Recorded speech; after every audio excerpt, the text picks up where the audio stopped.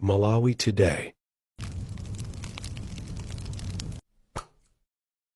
Iya kumene koko ndiye kumene ndikunena kuti kusaganizako chifukwa chake timanena kuti ambiri a inuyo muzipita ku sukulu chifukwa ndale zikakumana ndi munthu amene ali mbuli amene mmutu mwake mulibemo kalikonse chilichonse chitabwere chamangombera m'manja komanso ndi amene amakhala patsogolo kuluwana pa chilichonse chimene iyeyo sanachimvetsetse.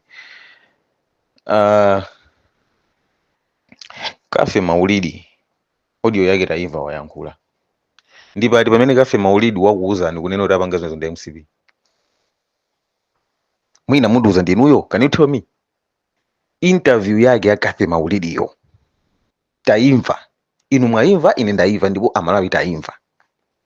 Ndipo ati pamene Kafe Maulidi anakuwuza ananena kuti apanga zonse ndi MCP ndipati so zinthu zine timangothamangira kuyankhula tisadakhale pasi tisadaganize.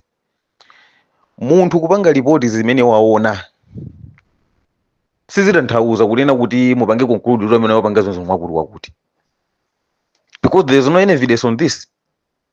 Kafe Maulidi amapanga ripoti zimene waona, akanakhala kuti anaona kuti amapanga zonse ndi MCP akananena kuti amapanga zonse ndi MCP, koma iyeyo akapeza zinthu zimene zaonongedwa kumeneko sananene kunena kuti apanga zonse ndi MCP.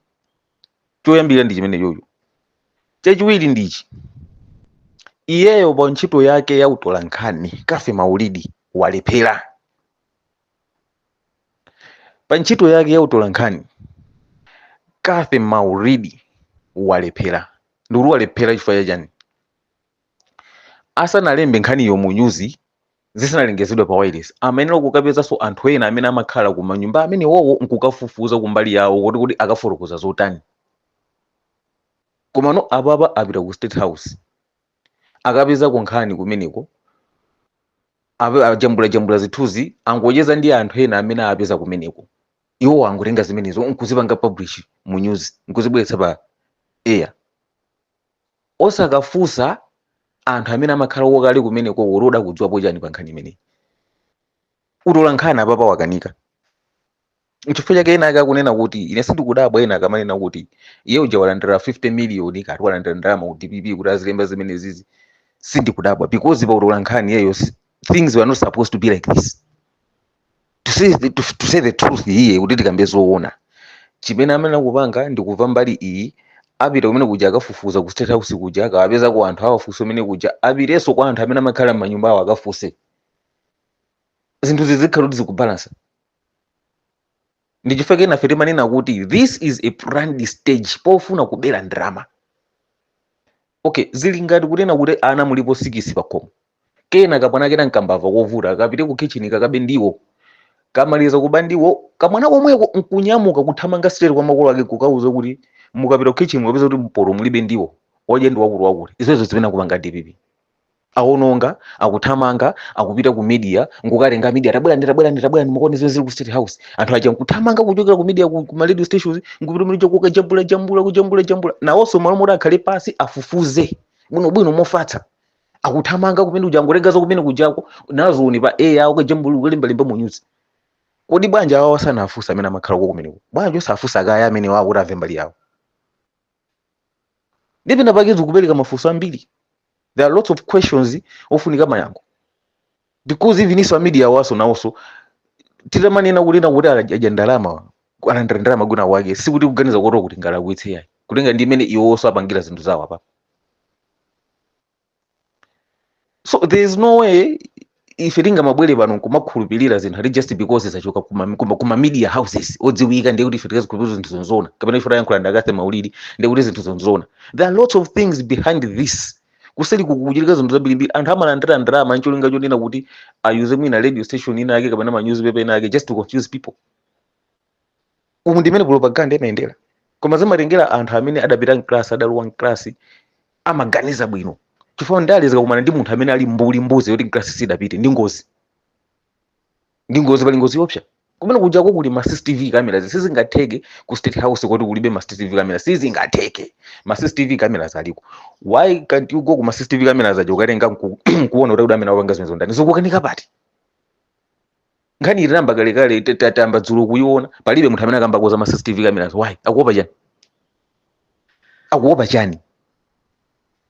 And by the way, State House sikuti yamba kupangidwa maintenance akumene kuchayambika kupangidwa lero li adamba kale even nthawi ya Bakili kunali zinthu kumene kujako nthawi ya Bakili bingu Joyce Banda apita Mutharika chakwerayo pano abweranso apita Mutharika simungandiuze kuti State House ndimene adayisira Bakili zimakhala zinthu zikukozedwa mnjira koma nene sinaoneko kuchokera Bakili udzafika chakwera anthu akufika po makatenga majani ma media houses makatenga anthu amanyuzi tiye mukuone zezi ku State House mulembe mu news mulembe mu news anthu aziwe sindinazioneko ine zibezo sindinazioneko anthu aja akangona zoti kumene suli bwino amangopita mkungokoza mwachitsanzo ajakwera anakhala mwezi umodzi ali ku asanapite ku State House kuja kukalowa atangotenga kumene boma mwezi umodzi udatha akukhala kwina asanapite ku State House kuja kukalowa chifukwa amakozako koma sikuti adachitotenga amanyuzi tiyeni mupite mukajambule mukaone apa apa paliza kuti apa moteli palibe sizidachitike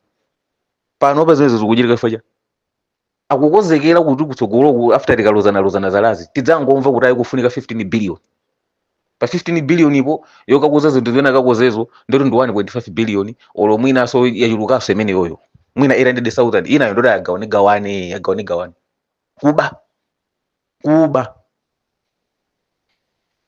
so zinthu izizi a DPP muchedwa nazo.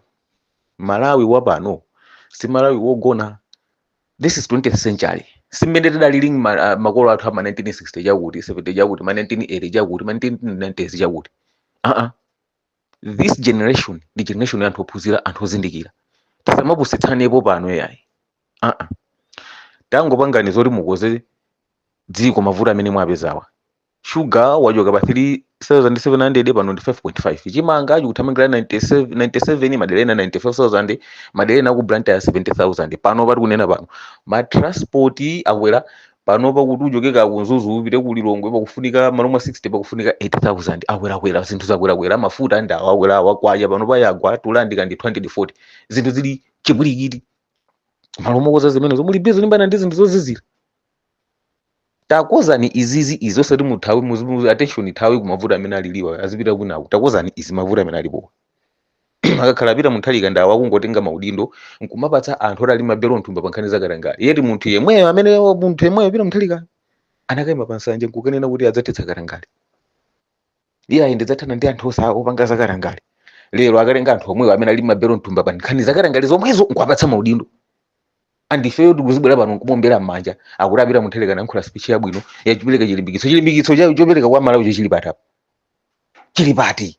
These are the things zimene tikunokhala busy pano mokambirana ma social media kumadzudula malo mwake kulizi osawa china Bonika Lindo achina Ntanyiwa ndani kulizi nyasi zimene zizi sakuyankhulapo chibanzi chatsika pakamwa osaja mmapo paja china Ntanyiwa Bonika Lindo Bakili Muluzi TV because ikadakhala MCB kuti ndi amene apanga izi bwezi kuli kuyankhula poko atenga nduna zakarangale zamabelo nthumba leroli apita Mutharikawo amene amatatitsa karangalewo akatenga nduna zomwezo zili mabelo nthumbazo pankhani zakarangale zomwezo nkuzipatsa maudindo aja mmaro kumenyerana ufulu aja amene aja panopo kulizi chere mabanzo osatsekatseka pakapa ali kuti akalindo ali kuti because these are the things zimene akuona madzudzu Abakili TV Antanyiwa amutholo kamarika akulandano ali kuti ose kulizi mabanza ali pakapa iwe amene umatsatira anthu amene amati mmapo paja anthu amene ndomenyera ufulu mmapo pakumamvera ndi radio tawo mutima umayika misika amwe anthu azimva iweyo amene umapanga zimene zozowe pano pa Sugar kugula 5.5 pano pa transport ukuononga from Zuzu to Lilongwe 80,000 chimanga kugula 97,000 95,000 iweyo amene umamvera zimenezo manyumba mwako mumise mtima kumvani chasintha ndi chani pomwe wanu amene amamenyerana ufulu ndawo pano pa mabanza ali pakamwa zawo zili pabwino iwe uli mbu ulibe kaliwonse. So tikulimbana ndi zinthu zopanda ntchito malombo kuti tizilimbana ndi zinthu zimene tikudziwa kuti izi zikoza miyoyo yathu. This is so pathetic. Ifakiti maneno kuti Malawi kudzakhala kovuta kutuka we are a sick nation. Dziko lanthu anthu afili oda zanu ku Malawi kuno kuti makhanga ti class tidapita koma still matenda ankaganizidwe ndakulu